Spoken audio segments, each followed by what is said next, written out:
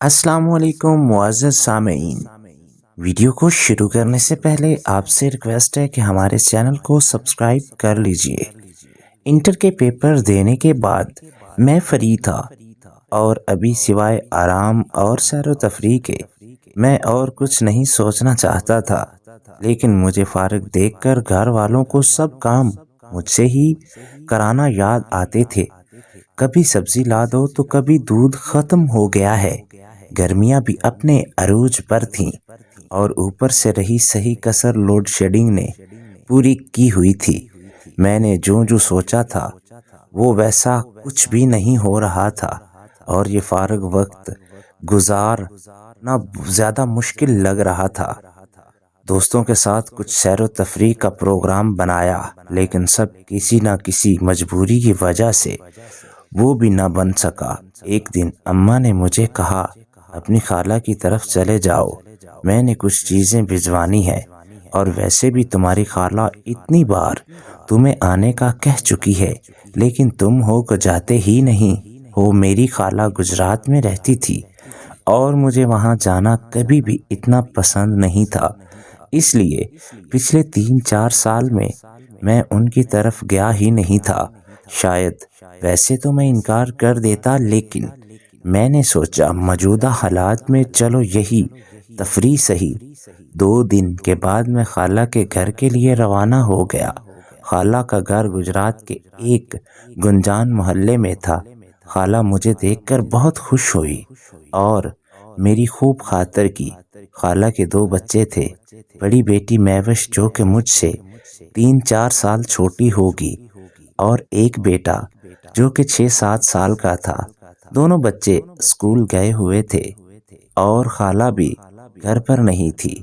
खाला ने बताया कि तुम्हारे खालू का एक दूसरे शहर में तबादला हो गया है, इसलिए वो सिर्फ हफ्ता और इतवार को ही आते हैं। खाने पीने से फारिग होकर मैं वक्त गुजारी के लिए छत पर चला गया। छत पर काफी खुला सहन और एक तरफ 2 कमरे थे, जिसमें से एक को स्टोर बनाया हुआ था और दूसरे कमरे की हालत से लगता था कि इसको कभी कभार सोने के लिए भी इस्तेमाल किया जाता है। इस कमरे के दरमियान में एक छोटा सा पलंग बिछा हुआ था और उस पलंग के दोनों अतराफ फर्शी बिस्तर लगे हुए थे। सहन के एक तरफ एक छोटा सा वॉशरूम था, जिसकी हालत से लगता था कि वो बहुत कम इस्तेमाल होता है। मैंने छत की दीवारों से इर्द गिर्द ताका झांकी करके माहौल का जायजा लिया, लेकिन कोई इंटरेस्टिंग चीज नजर नहीं आई। मैं नीचे आकर खाला से बातों में मसरूफ हो गया। थोड़ी देर के बाद बाहर का दरवाजा खुला और सफेद स्कूल यूनिफॉर्म में मलबूस एक गोरी चिट्टी और खूबसूरत लड़की घर में दाखिल हुई। उसके आने के अंदाज में मुझे मालूम हो गया कि ये खाला की बेटी महविश है। अगर कहीं और देखा तो शायद ना पहचान सकता कि वो बिल्कुल बदल चुकी थी। रंगत में दूध जैसी सफेदी, बेदाग चेहरा, लंबे घने बाल जिनको उसने चुटियां सी सूरत में बांधा हुआ था। धूप की वजह से उसके सफेद रंग पर सुर्खी आ रही थी। जिस्म के खद्दोखाल उसकी जवानी की शुरुआत का सबूत दे रहे थे। उसने आकर सरसरी सलाम किया, जिसका मैंने पुरतपाक अंदाज में जवाब दिया, लेकिन उसने कोई खास पेशरफत न दिखाई और अंदर कमरे की तरफ बढ़ गई। कपड़े बदलने और खाना खाने के बाद वो अपनी किताबें खोलकर पढ़ाई में मसरूफ हो गई। मैंने उससे पढ़ाई की बातें करने लग गया। वो सिर्फ मेरी बातों की बेरुखी से जवाब दे रही थी, उसके अलावा और कोई बात नहीं कर रही थी। मेरे पूछने पर उसने बताया कि मैं 9वीं जमात में पढ़ रही हूँ और आजकल उसके स्कूल में माहाना टेस्ट चल रहे हैं। मैं खाला और उनके बेटे से बातों में लग गया, लेकिन मेरा जहन बार बार महविश की तरफ ही जा रहा था। वो मुझे जितना इग्नोर कर रही थी, उतना ही उसके पास जाने के लिए बहाने तलाश कर रहा था। मेरे जहन में उसके बारे में कोई गलत सोच नहीं थी, लेकिन मैं उसकी तरफ अट्रैक्ट हो रहा था और चाहता था कि वो मुझसे बात करे, लेकिन वो अपनी पढ़ाई में मगन थी। اور ایسے شو کر رہی تھی جیسے میں وہاں موجود ہی نہ ہوں۔ رات کو سب لوگ چھت پہ سوتے تھے، مجھے بھی خالہ نے ایک سائڈ پر چارپائی پر بستر بچھا کر دیا۔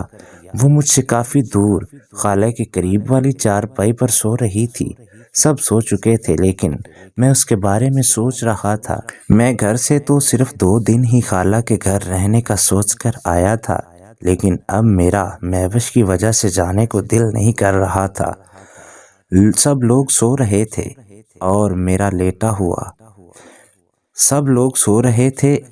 لیٹا ہوا مہوش کو دیکھ رہا تھا، جو کہ رات کے اندھیرے میں مجھے نظر نہیں آ رہی تھی، لیکن پھر بھی اس کی طرف دیکھ کر مجھے عجیب سکون مل رہا تھا۔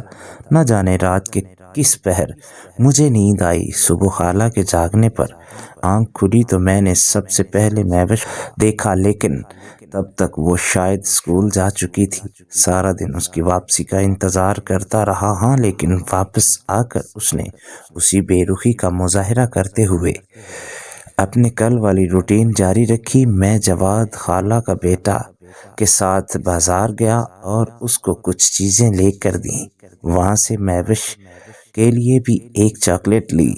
گھر آ کر میں نے اس کو چاکلیٹ دی، لیکن اس نے یہ کہہ کر انکار کر دیا مجھے چاکلیٹ پسند نہیں ہے، اور دوبارہ اپنی پڑھائی میں مصروف ہو گئی۔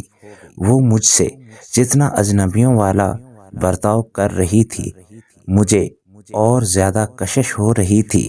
جواد مجھے باہر جانے کا کہتا، لیکن میرا مہوش کے سامنے سے ہٹنے کو دل ہی نہیں کرتا تھا۔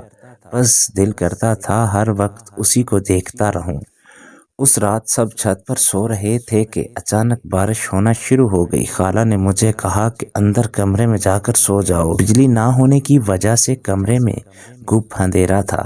میں اندھیرے میں ٹولتے ہوئے پلنگ کی ایک سائیڈ پر بچھے ہوئے فرشی بستر پر دیوار کے ساتھ لگ کر لیٹ گیا۔